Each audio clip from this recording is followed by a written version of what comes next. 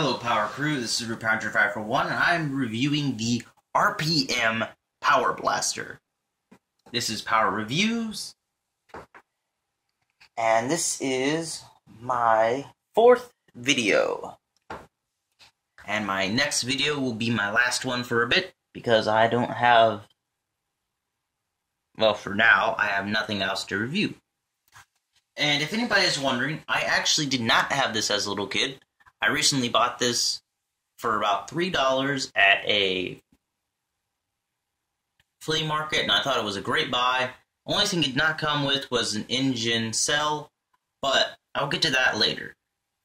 Now, compared to most toys of the PR line, this one actually has the most done to it to make it fit for American audiences. And really, I understand why the toy line in particular did not sell too well. It's kind of the same reason for why some of the toys now we are getting, I don't think are selling that well compared to what most people say.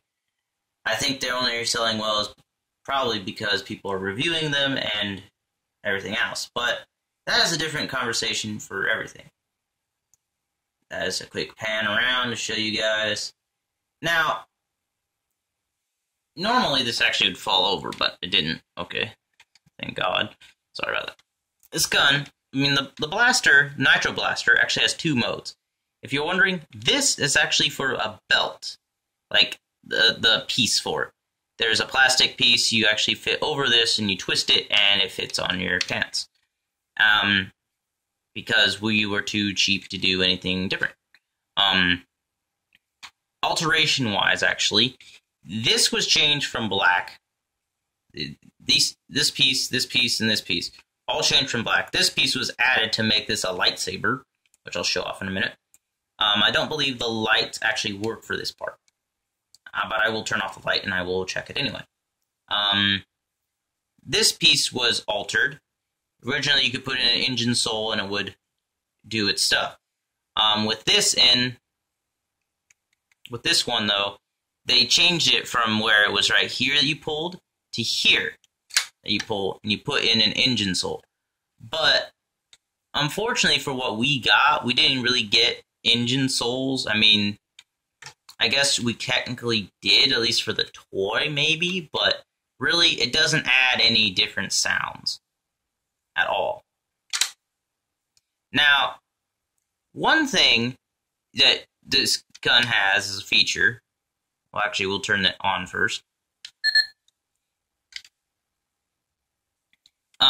They made it to where if you didn't have an engine sole in here, it couldn't fire.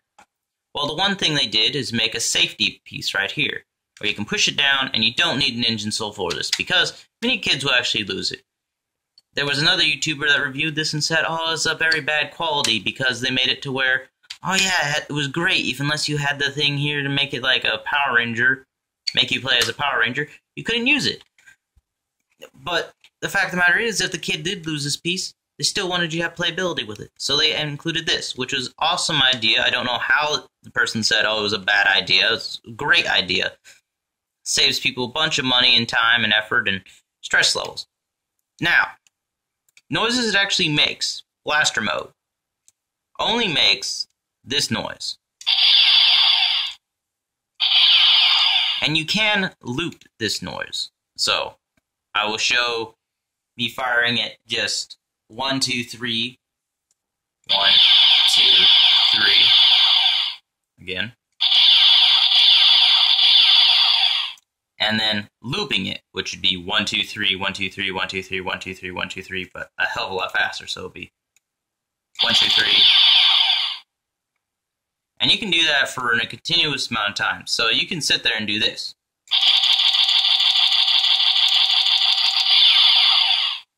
Well, let's not do that. That actually almost killed my other batteries. Now, the other mode it has is actually, it's saber mode, or baton mode. You flip it like that, and you hear that chink, and then you press this, and then you fold this down. And then little lightsaber piece comes out. Now, oops, sorry about that.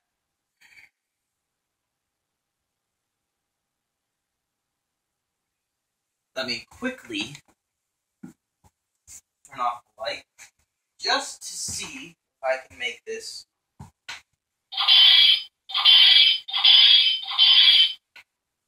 saber in front here. Unfortunately, no lightsaber effect. I think you have to have the engine soul in order to do that. But, oh well. Nonetheless, it's actually a fairly decent size little toy. And I do have, in particularly, small hands for this, but it is nice. And all you get is the slashing noise. And unlike when in gun mode, you can't loop it. Now, changing it back from that to blaster mode is pretty simple. Push it in. And yes, it's actually really hard to push for some reason. Bad thing about this, though, as you can kind of see, it peels the plastic right here because of how this actually fits on. So very, very much was an interesting idea to keep this stuff down, but it was very, very poorly done. Now, the other thing it has is a command mode, which probably is the worst feature of the whole toy. And just listen, you'll see exactly why people probably didn't buy this thing. Rangers, come in, Power Rangers. This is an urgent call. We've picked up intense activity along the Arctic Ridge. Use extreme caution. This is an advanced mission. Power Rangers ready. Activate. Power punch. Now kick. Again. Power punch. Now kick. That was a close call, Power Rangers. I'm glad you're on the team, young Ranger. And in the rear view. Rangers, come in, Power Rangers.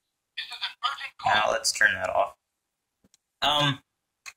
But yeah, the other alteration is there was actually a big handle up here that you would pull back and fire. They changed it to a button here. And as I said, the alteration was they changed this from black to an orange. Reason why is because there have been safety regulations made here in the U.S. to where any plastic... Now it wants to try and fall over. There we go. Any plastic gun actually has to have an orange tip because of instances where people have actually thought the toy gun was a real gun and they ended up shooting somebody and accidentally killing them. Now,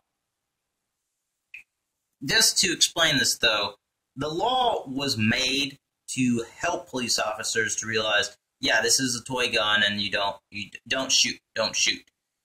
But the fact of the matter is that wasn't the problem. It still technically isn't the problem.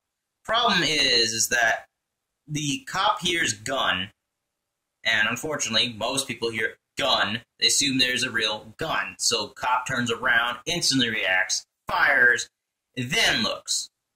Doesn't look firsthand to make sure it's a gun, to make sure he doesn't accidentally kill somebody. Which I know is a bash against police officers. I understand why they have to be that way. They have to be somewhat trigger happy, but the fact of the matter is that the reason why it actually happens is nothing to do with it's a plastic gun and they couldn't tell it was a plastic gun. The fact of the matter is it had everything to do with an adrenaline rush and not thinking, just doing. So that is the explanation for that. Now, personally, I can see why a lot of people kind of just got turned off by RPM. Compared to what most people have said, how it was memorable and it was awesome and everything, I don't think so. There's another series called that was Jungle Fury. I mean, I will talk about it as well. I did a little rant on it anyway. And just to kind of explain, I really think I really can't say Jungle Fury and RPM were good. I mean, technically they were good, but toy sale-wise, they weren't. Mainly because of many alterations done and displeasing American audiences that bought Japanese items. There was no engine souls, weren't no extra effects. There was this blasted stupid command thing. And just so you know, how bad it was. I mean, literally, how bad this show did. Like, how bad RPM did. For real. Like, storyline-wise, it was awesome, but toyline-wise, didn't sell at all because it was like, oh, why is there eyes on my Zord? Why is there explosions behind me? Why do we have to yell RPM getting gear? Like, they were questioning things, and they were shown, like, also during Mystic Force, they showed, scenes, like, behind the scenes, like, how it was made and everything. And really, I think the reason why the show didn't do too well is because Disney did that, and it's nothing against the kids shouldn't see how it's made. No, I completely believe kids should see how it's made. But the fact of the matter is, I would be better as a DVD special, not as a episode. And when you show this episode, you lose viewers because you show them the show is fake. I understand that a lot of them know it's fake. But when you're trying to target an audience of 5 to 8-year-olds that don't understand what is fake and what is real, when they see this and then you tell them it is fake, you get kids from the ages 5 to 8, which could be potential customers, really angry at you and don't want to buy your product again. Don't even want to look at the show again. So, this show almost being canceled was kind of because of bad choices in episodes and marketing-wise on Disney's part. During, technically, the beginning and, well, really during the end, because Mystic Force was during the end. Operation Overdrive kind of brought it back, but then Jungle Fury and RPM didn't do too well at all. And what I mean by didn't do too well, I mean they remade MMPR 2010 and made it really crappy, comic booky, and everything because Disney believes you need to make everything that's really awesome crap. Basically, exactly what they did with RPM and Jungle Fury. I mean, literally, if you watch it, like they try to do something really unique with this, but targeted more of an adult audience, which was fine. But since you didn't target really of a kid audience, you didn't sell your toys. Unfortunately, you didn't target the main proper audience. The problem with the newer seasons we're having, which were in particular is Megaforce and Super Megaforce, it's targeting kids but not targeting adult audiences. The problem was though, a lot of the alterations to this though really ticked off older fans, and everything else. So really, these weren't bought. The American stuff was not bought. Compared to what I have seen, like Bruno was talking about, Zords you could get from RPM, and how they could be Zord Builder or whatever, or they're close to being Zord Builder. No. They were crappy, cheap plastic, and is exactly why nobody was buying the items. Nobody wanted to have the show anymore, because you made lackluster toy. You made a really lackluster toy. Something that was not worth what you were trying to pay. We are still getting those today, but I will say this. I can actually argue somewhat of it, but I will definitely say that the prices on a lot of the items, though, you're paying for are way too expensive and are just trying to suck money out of you. And whether or not anybody wants to say it or not, I don't know. I will personally say that I do care about the company still doing well. I still care about Power Rangers doing well. But I'm not going to fake a review saying that there's good aspects about an item when you're comparing it to the original, when if you compare it to actually how the show shows it, if it doesn't do exactly what the show does, then how is the toy actually good? Because it's supposed to have the same features, same functions as the item in the show.